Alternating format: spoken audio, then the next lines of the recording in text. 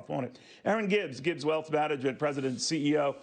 They're trying to find ways to save this. So let me take the leap that they find a parliamentary way to do it in the Senate, Aaron. How are the markets going to like that? I think for the most part, they're going to respond positively, though we know that there's going to be some difficulties with small businesses trying to meet those new minimum wages. At least they are giving them, it looks like 3 years to adapt.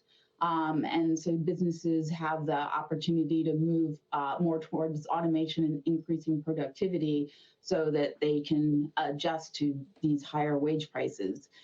So I think overall we understand that those higher wages ultimately lead to hundreds of more billions of dollars within the economy. And the people at the lower end of the wage scale, they spend their money. And it's been proven that money immediately gets spent versus some of the growth in the higher income brackets. And so I think overall Wall Street will see it as a positive. Wall Street seems to be expecting it, but there's a lot in this package that, first of all, isn't immediate. More than half of it is in future outgoing years. We've got $1 trillion unspent, as you've heard and reported on, when we've talked on this in the past, Aaron. So I'm wondering, we need obviously to focus on the vaccines and all of that stuff, and to deal with what's happening in nursing homes or schools. I get it. But that covers about 1/3 of the cost of this. Does anyone care about that?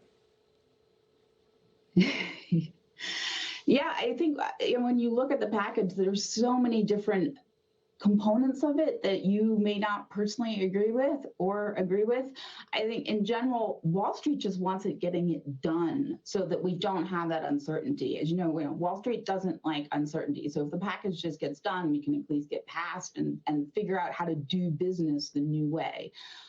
So that's really more the concern versus certainly picking apart certain pieces. I'm sure everybody has a problem with some of the spending within the bill. But I think the bigger concern is with a $15 minimum wage, the fears about inflation are going to rear their heads a little more versus if they had gone for that $10 or $12 minimum wage, because we know that the national average is already $11.80.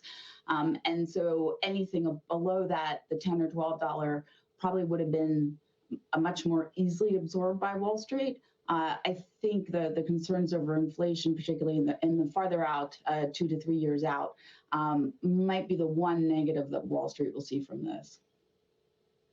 We're going to get more stimulus down the road. We have less than a minute here, but we're going to have infrastructure. We're probably going to have another type of a $1 trillion package to address a whole host of things. I mean, does all of this spending worry you? I mean, we're on the cusp of 2 back-to-back record deficit years.